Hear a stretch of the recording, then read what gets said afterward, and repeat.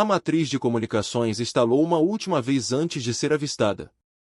A capitã Sarah Chin estava no deck de observação da estação Santuário, observando a Terra queimar 300 mil quilômetros abaixo. Flores alaranjadas e vermelhas se espalharam pelo lado noturno do planeta como uma doença, cada uma marcando outra cidade consumida pela armada Krell. Ela era comandante da estação há 6 anos, supervisionando o que deveria ser um centro de pesquisa desativado. O santuário estava programado para demolição quando a invasão começou. Agora era o único posto avançado humano que restava. Capitão, estamos recebendo outra onda de potes de fuga, informou o tenente Marcos Webb atrás dela. Sua voz carregava a exaustão que todos sentiam. 73 artesanato chegando. Misto civil e militar. Sarah virou-se da janela. O principal centro de operações da estação fervilhava de atividade enquanto sua equipe trabalhava para coordenar o caos. Exibições holográficas mostravam trajetórias, cálculos de recursos e a crescente lista de sobreviventes. 15 mil almas agora são chamadas de Lar Santuário. A estação foi projetada para 300 pessoas. Limpe as baías de 4 a 7, ela ordenou. Desvie energia não essencial para suporte de vida. E me dê uma atualização sobre a síntese de alimentos. Já estou fazendo isso, Webb respondeu.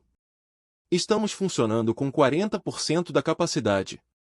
E o que diz que podemos chegar aos 60% se aceitarmos riscos de contaminação mais elevados?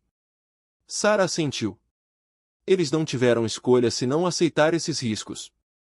Todas as decisões agora equilibram a sobrevivência e a morte lenta. O Krell levou todo o resto. Os governos da Terra caíram na primeira semana.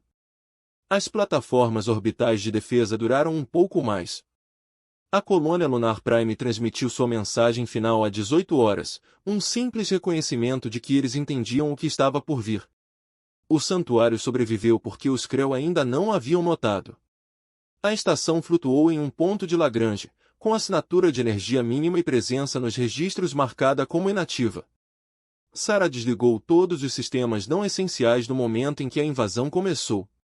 Eles operaram de acordo com protocolos de emergência, escondendo-se à vista de todos enquanto seu mundo morria abaixo.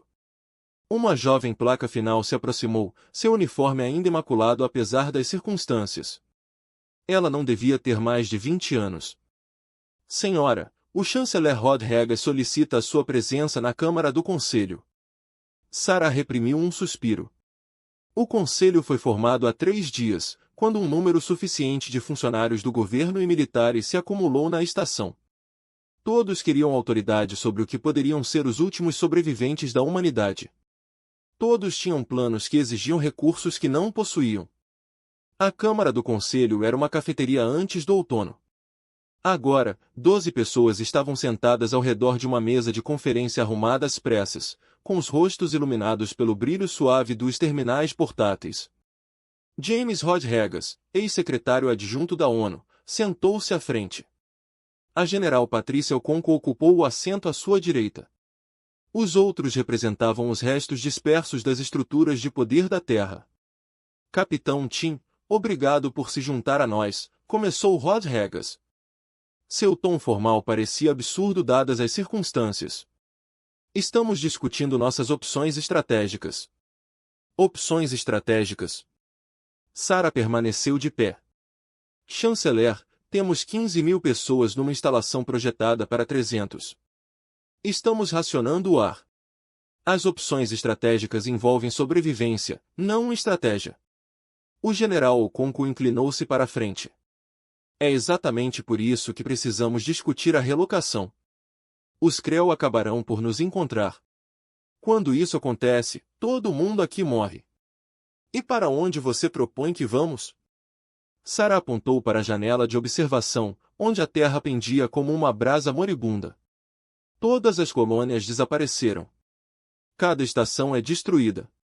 Marte ficou em silêncio ontem. O assentamento do cinturão parou de responder esta manhã.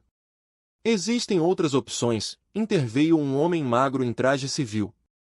Dr. Alan Park, ex-integrante da Divisão de Projetos Avançados. O santuário não era apenas uma estação de pesquisa. Alguns dos projetos aqui nunca foram registrados oficialmente.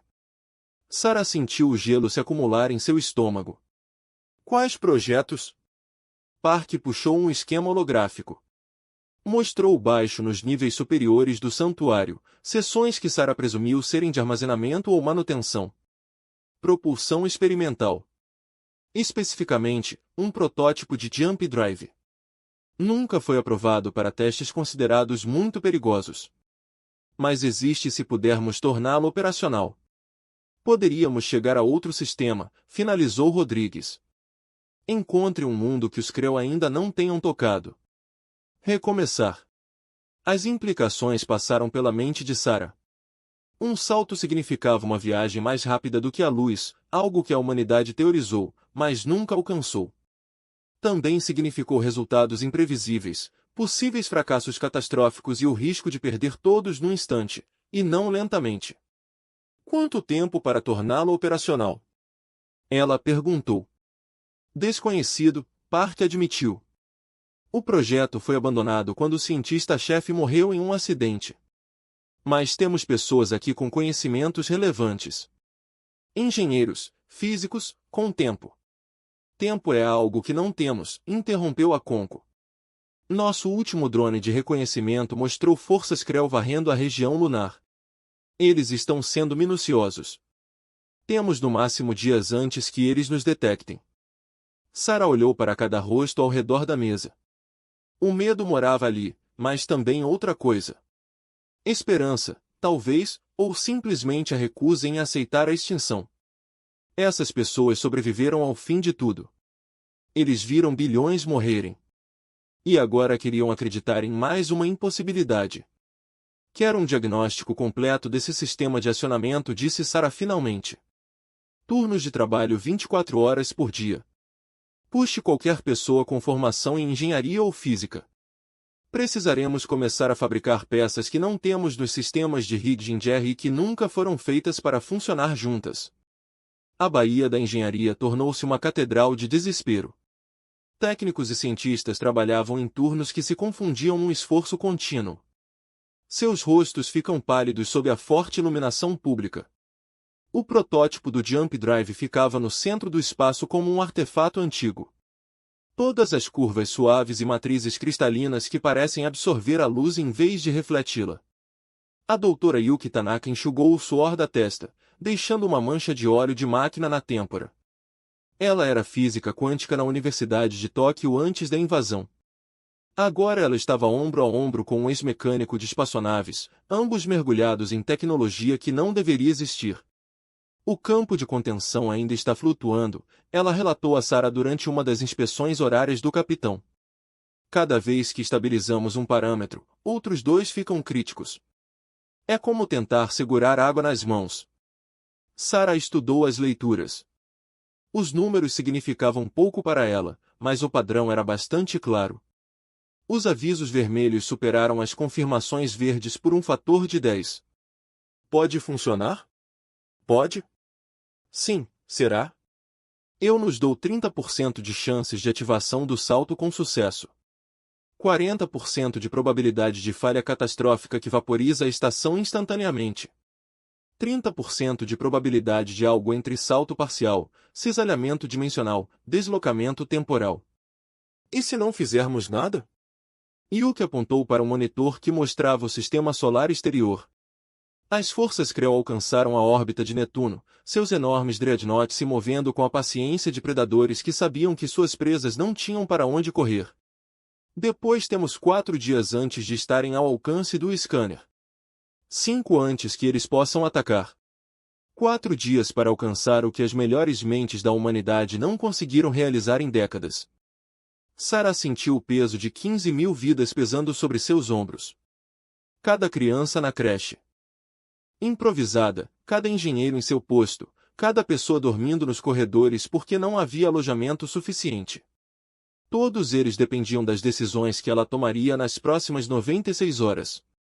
O sistema de parada-estação instalou. Capitão Tim para operações. Alerta prioritário. O estômago de Sarah caiu. Alertas prioritários significavam apenas uma coisa. Ela correu. Webb encontrou-a na porta do centro de operações, com um rosto pálido. São as naves de reconhecimento Krell. 3 deles se aproximando da órbita da Terra. Eles alteraram o curso.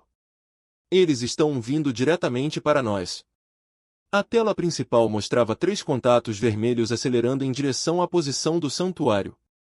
A mente de Sarah passou por opções, cada uma eliminando-se mais rápido do que ela conseguia formar. Eles não tinham armas. Sem escudos. Não há como fugir de naves projetadas para perseguição interestelar. Hora de interceptar? 6 horas na velocidade atual. Eles estão indo devagar, provavelmente examinando à medida que se aproximam. 6 horas em vez de 4 dias. O universo acabará de reduzir o prazo da humanidade em 2/3. Sarah ativou o canal de toda a estação. Pessoal, este é o capitão. Temos contatos hostis chegando. Equipes de engenharia, agora vocês têm 6 horas para tornar esse drive operacional. Todos os outros iniciam protocolos de evacuação para os módulos principais. Mova apenas suprimentos e pessoal essencial. Estamos prestes a descobrir se o desespero gera milagres. A estação se transformou em um caos controlado. As famílias reuniram seus filhos. A equipe médica começou a transferir pacientes que não conseguiam andar sozinhos. Os engenheiros abandonaram a cautela, forçando os sistemas a ultrapassar os limites de segurança porque a segurança se tornou um luxo que ninguém podia pagar. Na área de engenharia, o Dr. Park estava diante do salto com uma expressão assombrada. Não está pronto. Precisamos de dias apenas para completar a sequência de inicialização. A pulsão tem que girar, criar ressonância com o espaço-tempo local. Você não pode simplesmente apertar um botão. Então fazemos uma partida frio, disse Yuki. Ela puxou esquemas, seus dedos voando pela interface holográfica. Ignore os protocolos de segurança. Pés alimentados diretamente nas bobinas primárias. Forçar a ressonância. Isso destruirá a unidade. Ou nós. Ou ambos. De qualquer maneira, estaremos mortos em 6 horas. A voz de Yuki carregava uma calma estranha. Pelo menos assim caímos tentando algo impossível. Sarah assistiu à troca, entendendo talvez uma palavra em cada 10 do debate técnico.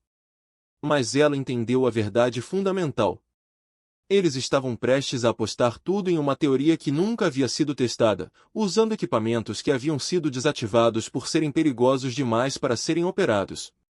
Faça isso, ela ordenou. Yuki, você comanda o esforço de engenharia. Estacione, coordene com a Webb sobre a evacuação. Coloque pessoal não essencial nos módulos principais blindados. Se isso funcionar, todos pularemos juntos. Se isso não acontecer. Ela não terminou a frase. Todo mundo sabia como tudo terminava. As 5 horas seguintes se passaram em um borrão de atividade que parecia ao mesmo tempo frenética e onírica. Sarah percorreu a estação verificando as sessões, oferecendo palavras de encorajamento nas quais ela não tinha certeza se acreditava. Na ala médica, ela encontrou crianças desenhando a terra em pedaços de papel, os pais tentando sorrir enquanto lágrimas escorriam por seus rostos.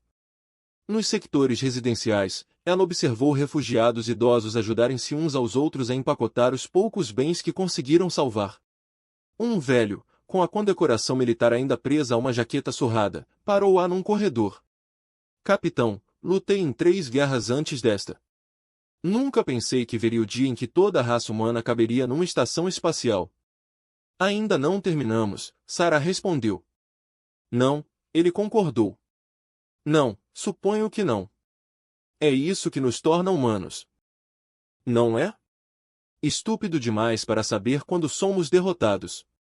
Faltando 1 hora para o fim, Sarah voltou às operações. Os batedores Krell estavam dentro do alcance das armas.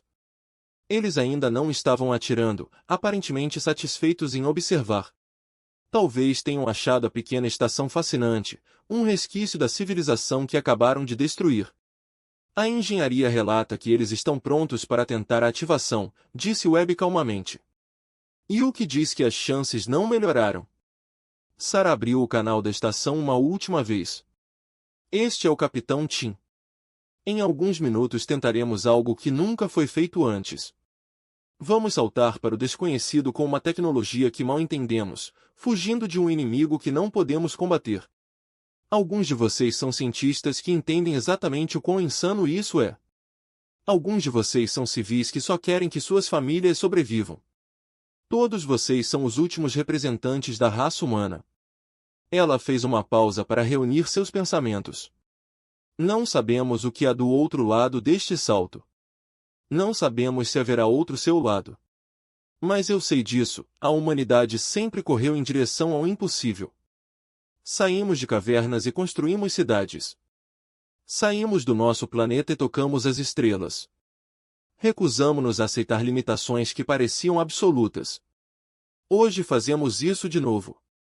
Hoje saltamos para a escuridão e fazemos isso juntos.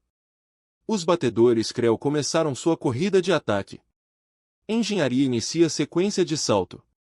As luzes em todo o santuário piscaram e apagaram. Os sistemas de emergência entraram em ação banhando tudo de vermelho. O impulso do salto começou a zumbir, um som que ressoou nos ossos e dentes, aumentando em tom e intensidade até passar além da audição e se tornar algo sentido em vez de ouvido. A realidade começou a se curvar. Através da janela de visualização, Sarah observou as naves Krell lançarem suas armas. Mísseis e raios de energia que percorreram a distância em segundos. Eles impactariam em instantes. O Jump Drive gritou. Espaço distorcido. Uma estação santuário que transportava os últimos 15.000 humanos existentes libertou-se do universo e saltou para a escuridão impossível. Sarah abriu os olhos para o silêncio. A iluminação vermelha de emergência deu lugar à iluminação normal. A vibração profunda do salto havia cessado. Por um momento ela se perguntou se eles teriam morrido, se isso seria alguma alucinação neural final enquanto a consciência desaparecia. Então Webb gemeu ao lado dela, levantando-se de onde havia sido jogado contra um console. O sangue escorria de um corte acima do olho. Status, ele murmurou a palavra automático mesmo confuso. Sarah forçou-se a ficar de pé. O centro de operações estava um caos, os monitores tremeluziam, os membros da tripulação espalhados pelo chão, os equipamentos brilhavam onde as oscilações de energia sobrecarregavam os circuitos. Mas eles estavam vivos. A estação estava intacta. Todas as estações informam, ela ligou para sua unidade de comunicação. As respostas vieram lentamente, vozes confusas reconhecendo de diferentes seções. Engenharia, medicina, setores residenciais, suporte de vida. Um por um, os departamentos da estação confirmaram que haviam sobrevivido ao que acabará de acontecer. Sensores externos, Sarah ordenou. Onde estamos? Uma jovem técnica, com as mãos trêmulas, abriu o display de navegação. A tela mostrou um espaço vazio. Não há terra. Sem sol. Nenhum batedor do Krell atacando-os com armas carregadas. Apenas estrelas. Mas eram estrelas erradas. As constelações não faziam sentido, os padrões eram estranhos e desconhecidos. Nós pulamos, Webb disse desnecessariamente surpreso em sua voz. Na verdade, nós pulamos. O Dr. Park começou a operar, com o rosto vermelho de esforço. Capitão, precisamos desligar a unidade imediatamente. Os campos de contenção estão em colapso. Temos talvez 10 minutos antes. Faça isso, Sarah interrompeu. Desligue. Puxe todo o poder. Custe o que custar. Park assentiu e desapareceu, já. Falando rapidamente em seu comunicador com as equipes de engenharia. Sarah voltou-se para a janela de visualização. As estrelas pareciam frias e distantes, mas estavam lá. Eles eram reais. A humanidade havia sobrevivido. Eles se jogaram no vazio com tecnologia quebrada e esperança desesperada, e sobreviveram. Capitão, o técnico chamou. Estou captando algo em sensores de longo alcance. Um planeta. Rochoso aproximadamente do tamanho da Terra. 14 minutos-luz da nossa posição atual. Sarah sentiu seu coração começar a disparar. Atmosfera? Digitalizando? Sim. Mistura oxigênio e nitrogênio. Assinaturas de vapor de água. Capitão, é habitável. As chances de saltar aleatoriamente para um sistema com um mundo habitável são impossíveis. Sarah terminou. As probabilidades são impossíveis. Mas lá estava ele nos sensores, um mundo azul esverdeado orbitando uma estrela amarela. Não a Terra. Os continentes estavam errados. A composição atmosférica é ligeiramente diferente. Mas perto o suficiente. Perto o suficiente para importar. O sistema parada-estação foi ativado. Todas as mãos. Este é o Dr. Tanaka. O Jump Drive está desligado com segurança. Temos baixas menores em todos os conveses. Nada crítico. As equipes de engenharia evitaram uma falha catastrófica de contenção faltando aproximadamente 3 minutos para o final.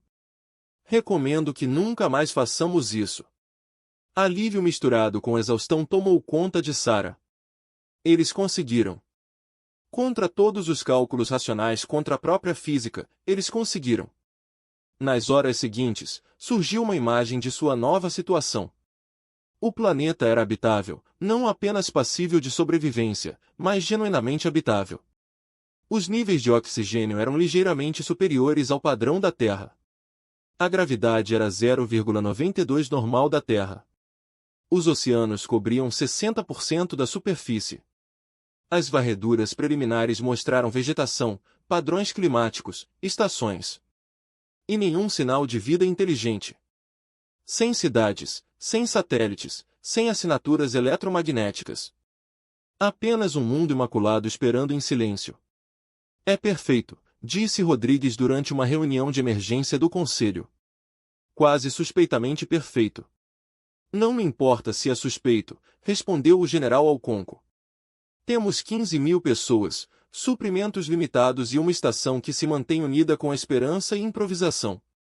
Aquilo plantado lá embaixo é a sobrevivência. Sarah concordou. Em 2 dias, eles começaram a enviar equipes de pesquisa à superfície. Em uma semana, eles identificaram locais de pouso adequados.